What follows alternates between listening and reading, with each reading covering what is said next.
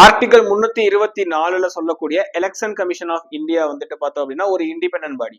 ஏன் அப்படின்னா election commission of இந்தியாவில் இருக்கக்கூடிய கமிஷனர்ஸோட பதவிக்காலம் வந்துட்டு பார்த்தோம் அப்படின்னா ரொம்ப செக்யூர்டா இருக்கும். அதே மாதிரி இவங்களை வந்து பிரசிடென்ட் தான் அப்பாயிண்ட் பண்றாங்க. பட் அப்பாயிண்ட் பண்ணதுக்கு அப்புறம் வந்துட்டு பார்த்தோம் அப்படின்னா இவங்களுடைய சர்வீஸ் கண்டிஷன்ஸ் எல்லாம் வந்துட்டு பார்த்தோம் அப்படின்னா மாற்றம் கொண்டு வர முடியாது. அதே மாதிரி இவங்களை ரிமூவ் பண்றாங்க, ஐ மீன் பதவி நீக்கம் பண்றாங்க அப்படிங்கிற பட்சத்துல அவ்வளவு சீக்கிரம் எல்லாம் பதவி நீக்கம் பண்ணிட முடியாது. சுப்ரீம் கோர்ட் ஜட்ஜஸை வந்துட்டு பதவி நீக்கம் பண்றப்போ பார்லிமெண்ட்ல ஒரு இம்பீச்மெண்ட் ப்ராசஸ் இருக்கும். அது அவ்வளவு சுலபம் கிடையாது. அவ்வளவு சீக்கிரம் வந்துட்டு பார்த்தோம் அப்படின்னா பதவி நீக்கம் பண்ணிட முடியாது. ஸோ சுப்ரீம் கோர்ட் ஜட்ஜஸை வந்துட்டு எப்படி பதவி நீக்கம் பண்றாங்களோ அதே மாதிரி தான் இவங்களையும் பதவி நீக்கம் பண்ண முடியும் அப்படிங்கிறத சொல்றாங்க.